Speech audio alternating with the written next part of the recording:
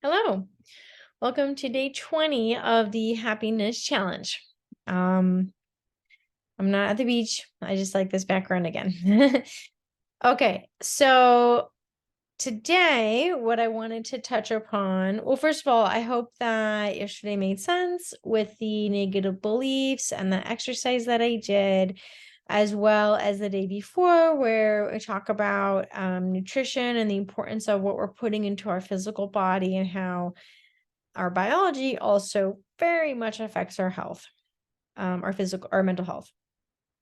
Okay, so something today I want to talk about was being adaptable. One of the most important traits for happiness is adaptability. When you're rigid and you feel like everything should be a certain way or just your way, or you just have these very rigid thoughts about the way life's supposed to be, you're gonna be uncomfortable. You're gonna have a lot of pain on a daily basis because life will not behave the way you want. It just isn't designed that way. It's more of a flow. Actually, maybe it's appropriate that I have the waves there in the water. It's more like a wave or a flow. It has its own thing that's gonna do.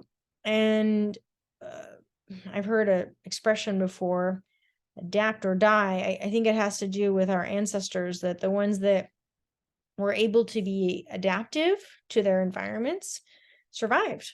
And the ones that couldn't adapt did not do okay. They didn't make it. Um, and it's why a lot of people think humans have been so successful, generally speaking, in living anywhere in the globe and being okay. I mean, we can live in freezing cold climates, we can live in really hot climates, we can live, where there's not that many people, where there's tons of people. We have a lot of different factors where we've had to adapt. And we do adapt. But if you become too rigid in your daily life, too fixed on certain ideas, because the other thing is, stuff that makes sense and works at a certain point in time doesn't necessarily work later. So let's say you have certain coping mechanisms or tools or thought forms of how, the way life should be when you're 20. It doesn't mean that's how it's going to be when you're 50 or 45 or 70. Um, and so being adaptive is super important. So why do we not like to adapt? Why would we hold on and be rigid? Safety. So just like the negative beliefs I talked about, rigidity is kind of a fear-based response. Sort of like, okay, if I do this and this and this, I'll be safe. If I think this and this, I'll be safe. But why are you trying to make yourself safe? You try to make yourself safe because you don't feel safe because you're scared.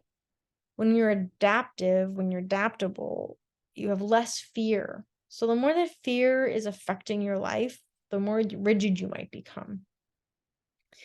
There are ways to practice being flexible and adaptive.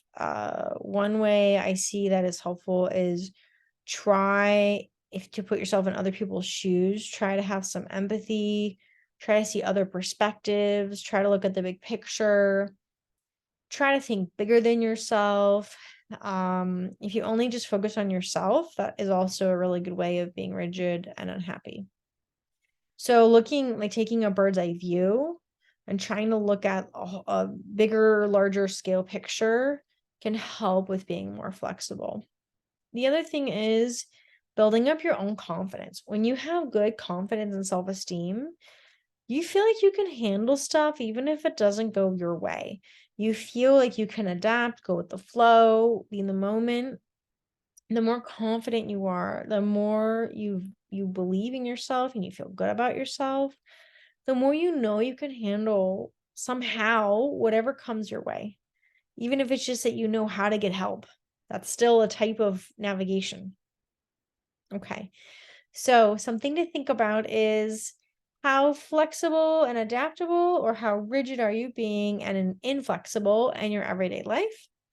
What are some areas where you can try to take a bigger bird's eye view picture and be a little bit more flexible, relaxed in your approach. Because maybe there's more going on than just what you're thinking. Okay. All right.